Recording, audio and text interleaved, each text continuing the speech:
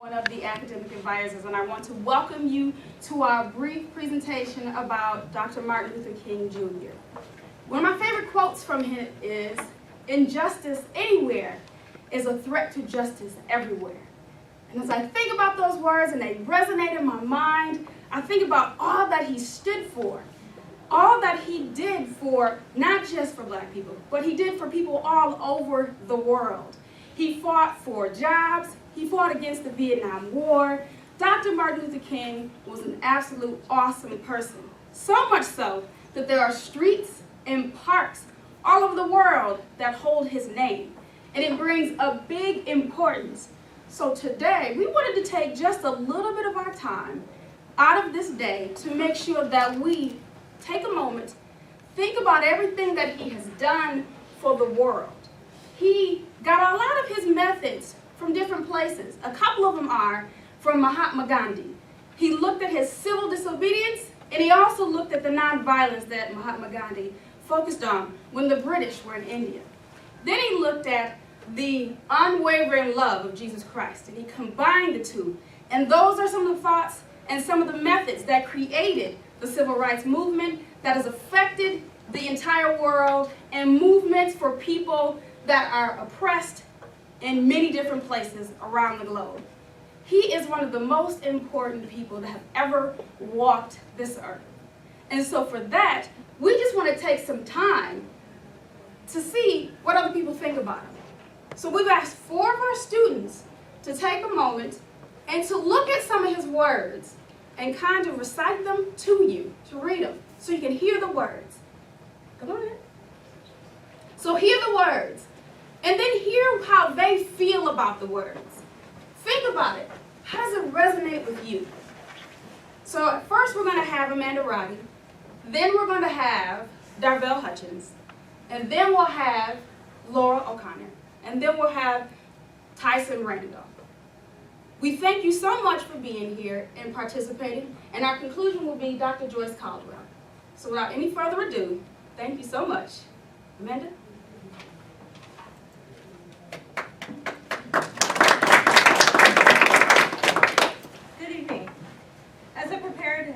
For this presentation, after being invited, I read through pages and pages of quotes by Dr. Martin Luther King. And it was hard to pick one that I liked. So as I continued reading, I was reminded that Dr. King was also a minister. And that I had a deep connection to, as I've been a minister's daughter since I was 2 years old. So I read on, and the quote that stuck out to me was this one that's behind me here. It says, "Our scientific power has outrun our spiritual power. We have guided missiles and misguided men." That quote stuck out, and it reminded me of a scripture that I had learned back when I was younger. And to paraphrase it is, "What good is it for me to gain the whole world if I lose my soul?" So I was thinking about it, and I was trying to piece those two together.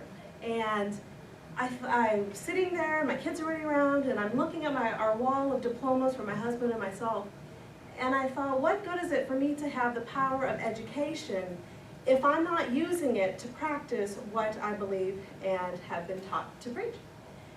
So I looked at it, and to live my life of significance, I need to take what I've learned in childhood, and that is to love my neighbor as myself, use the power of education that I've gained throughout my life, and to not be misguided and be a guided person and show love to everyone around me as Dr. King did.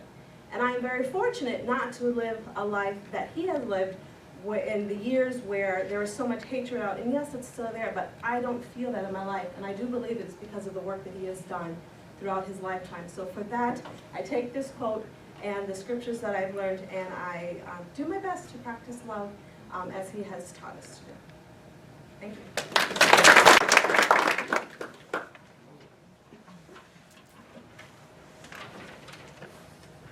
All right, my name is Darko Hutchins. I was asked to come and give a quote and to speak about Dr. Martin Luther King today. I heard about Dr. Martin Luther King even as a child, as an adolescent growing up. There were so many programs we were taught about him in school. I knew that he was a great minister, a man of great influence in our communities, in the world, and a great man of change. When I was looking at the different quotes, it was hard for me to pick one as well, but I decided to decide on the ultimate measure of a man is not where he stands in moments of comfort and convenience, but where he stands at times of challenge and controversy. And this spoke volumes to me because all throughout my life I've come across so many different challenges. And when I look and define what a man is, it's not so much from a physical perspective, but someone who has great character, someone who can stand up and be strong even when the odds are against them. And that's something that I have to be in constant remembrance. Even when coming to school, when I made the decision to come and pursue my bachelor's degree and my master's degree, there were so many odds against me, so many people, that were saying that I couldn't do it. And even when the classes got tougher, the assignments got tougher, I continued to push on. And I could have broke down and gave up then, but we have to continue to persist and continue to keep going and continue to believe in ourselves. And that's what defines us as a man. That's what makes us stronger, and we can overcome and surpass the obstacles that present us in life. And so I look at this quote and I can reflect on it, and I think that Dr. Martin Luther King is a great man, a man of great character, and I just want my life to mirror that. So, thank you.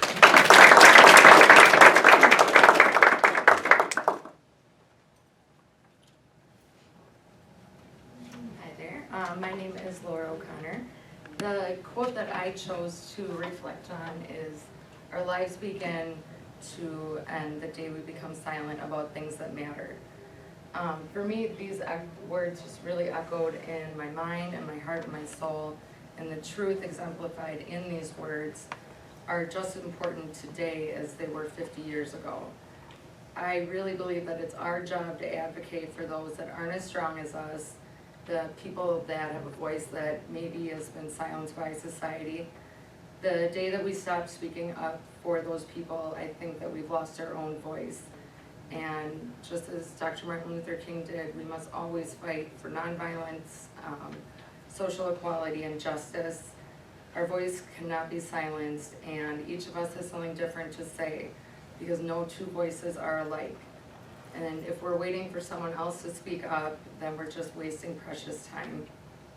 I really think, as with going through pages and pages of quotes, it's just so important to really focus today on maybe, there's a lot of work that still needs to be done, but also to reflect on the amazing work of Martin Luther King, and also how far we have come over 50 years ago.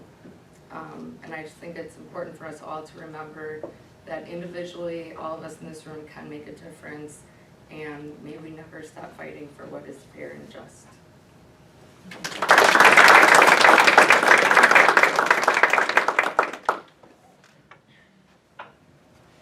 How y'all doing? Martin Luther King. They've said enough. And when I chose my quote, I chose this one for a few different reasons. But the quote simply says, "The first question which the priest and the Levite asked was, 'If I stop to help this man, what will happen to me?' But the Good Samaritan reversed the question, and he asked, 'If I do not stop to help this man, what will happen to him?'" I think we all got a story to tell. We all got a life that we've lived. But when you look at this quote and you ask yourself, how many people have you helped? How many people have you turned back to the community where you grew up in, and you reached down to help them and didn't think about yourself? Martin Luther King, he was a selfless man. He didn't really care about self. He looked at the bigger picture, the bigger scheme of things, and looked at the world as a whole. And he gave his life, and that's what he gave. He gave his whole entire life to helping everybody else. He helped me, and he doesn't even know me.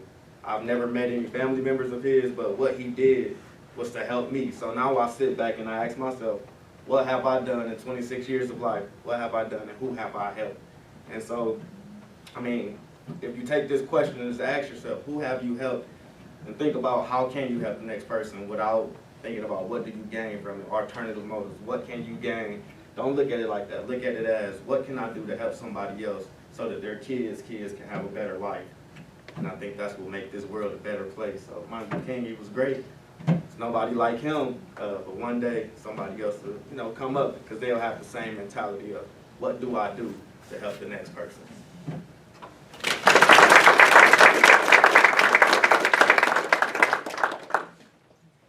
So as we started talking as a staff here, number of weeks ago and said, how do we recognize Martin Luther King Day? Do we just give people the day off of classes? Or do we take our responsibility as an educational institution seriously and be able to use this, as is said all over, this is a day on, not a day off?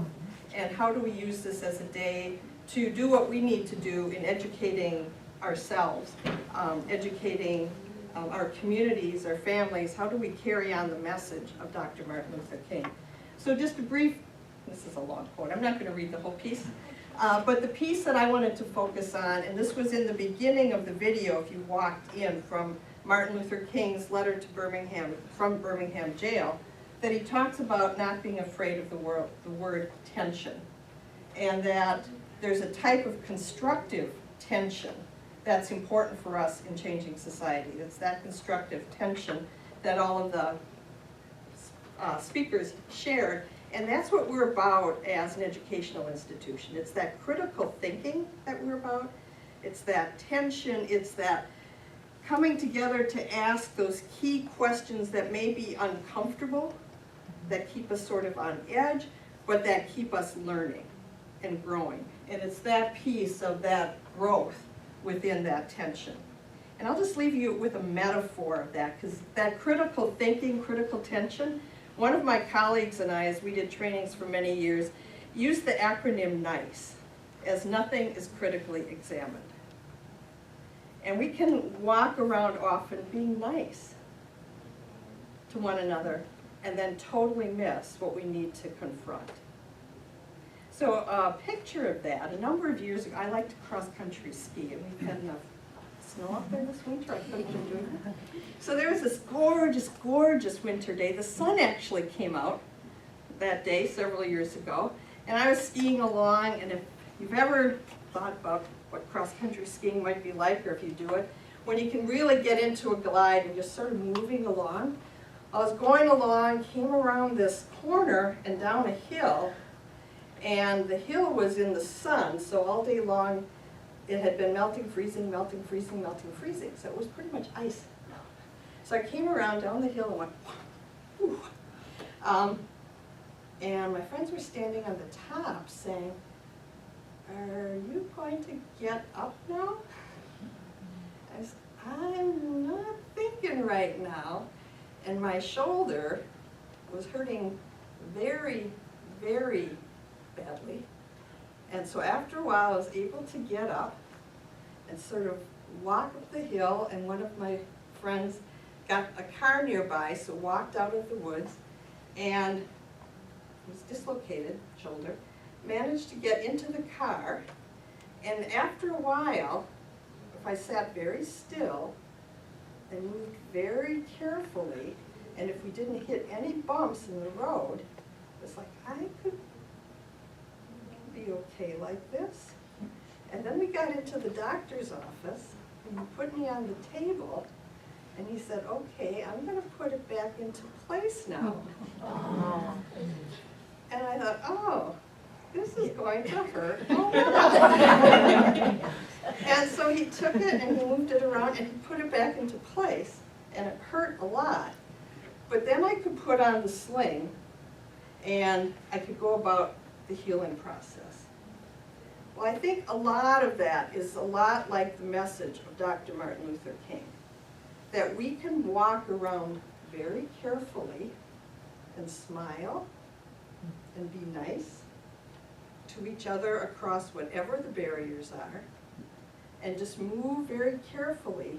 But it takes going through some pain, going through some creative tension, to put us back together, to be a place where then we can be about healing and building the beloved community that Dr. King talked about. So that's who we are as students and as educators. We live in creative tension. We sometimes ask hard questions in class. We sometimes have difficult conversations in class, but that's because it's a safe place where we can grow and we can learn. So we thank you for coming tonight. We challenge you to continue your own journey of growth and to enjoy the journey of education. Thank you for coming and for celebrating and remembering this day.